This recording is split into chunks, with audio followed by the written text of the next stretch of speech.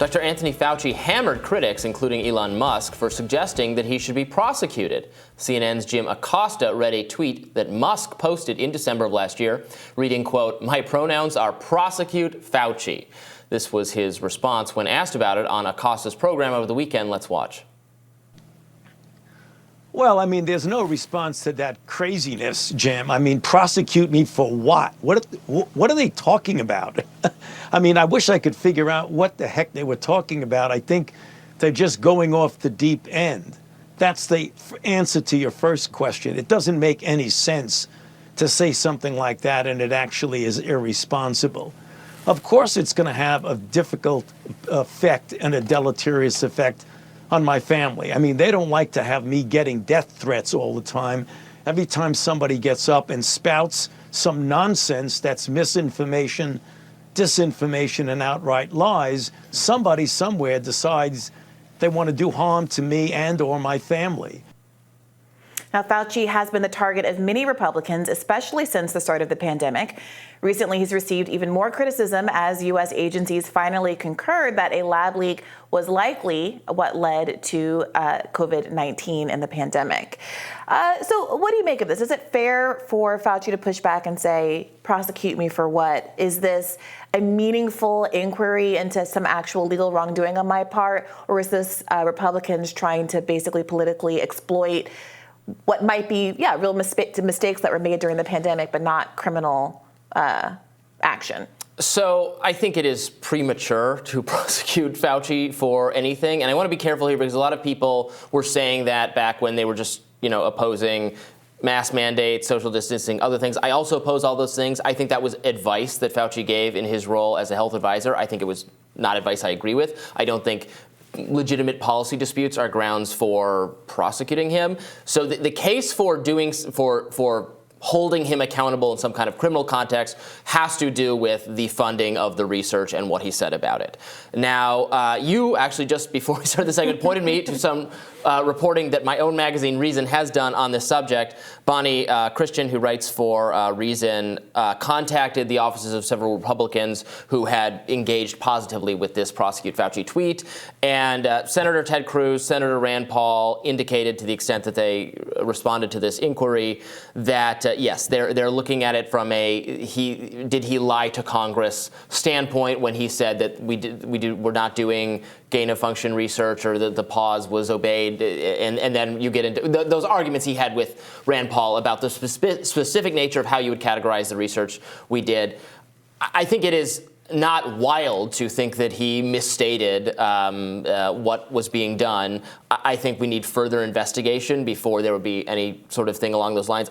I don't think it's crazy to suggest that there was misconduct based on what we now know. I listened to that deposition where he, for hours, talked about how, despite the pause on gain of function research, he maybe repeatedly signed off on an exception, and then he wasn't sure what exactly he'd signed off on.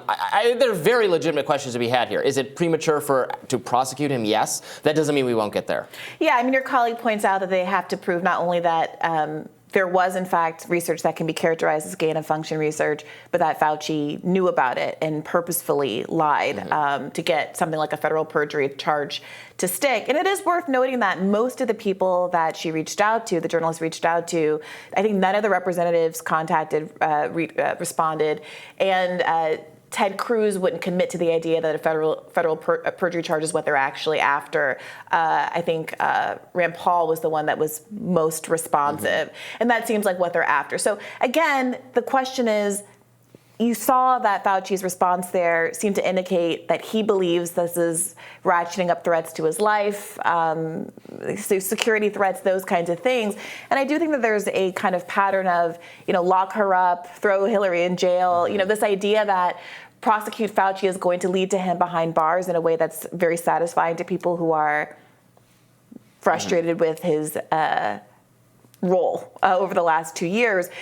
And does using that kind of language satisfy a kind of bloodlust that's not really connected to what would happen even if he were prosecuted for, let's say, a perjury charge? I don't know. I hear what you're saying, and in a lot of these cases, including the Hillary Clinton case, right, there was a lot of political bloodlust, as you just put it. In the Fauci case, look, I don't know. I'm keeping an open mind. What we're learning about the funding of the research and then that period when Fauci seems to have first had the idea that, could this have come out of a lab? Who are my people on that? And then seem to push them in a direction of deciding it was not a lab leak, including, it sounds like, actually commissioning that scientist who wrote a report saying it's not lab leak, which he then cited in a press conference without admitting that he had pressed for that report to be written that way. We're starting to get into some there are huge stakes here. There were only millions of people who died as a result of this pandemic. So I don't know. Obviously, everyone deserves due process.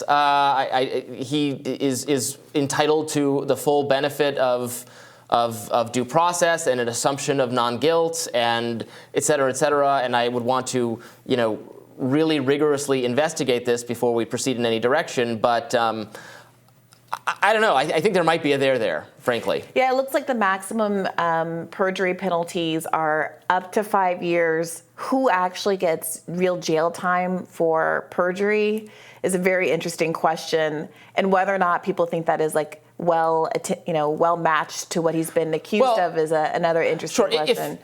If he said something wrong at a hearing, right, that's not the biggest deal in the world, but that would be, again, that would be holding him accountable if it does turn out to be the case that our research had something to do with what happened with COVID. That's the word, right? I think it's legitimate for people to be looking for accountability somewhere.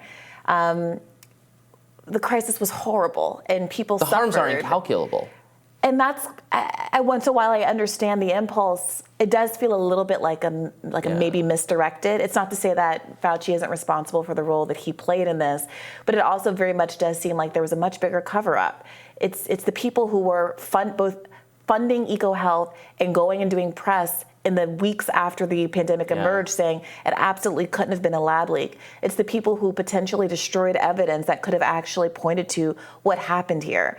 If a drunk driver crashed into the van carrying the vials of COVID and they spilled out, we had a pandemic because of that, you'd want to hold that person accountable. But even in that example, or the damage beyond just a car crash. Sure, but even that example, that person's judgment proof. That truck driver can't pay for the trillions of dollars in economic damage and death that have been the consequence of the COVID pandemic. So on some level, the problem here is that there is always going to be a mismatch between how much any of the individuals responsible can be held accountable versus the need for people to be made whole. And unfortunately, while we should be talking about how to make people whole, I don't think it's going to be from the people who actually, it's not possible to draw those resources from the people responsible.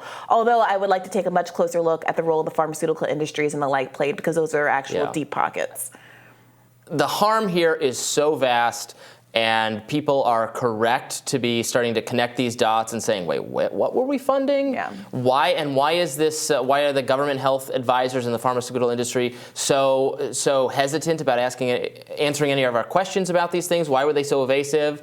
It really does. It is concerning. As Marjorie Taylor Greene said in response to the Elon, my pronouns are prosecute Fauci tweet, she said, I affirm your pronouns, Elon.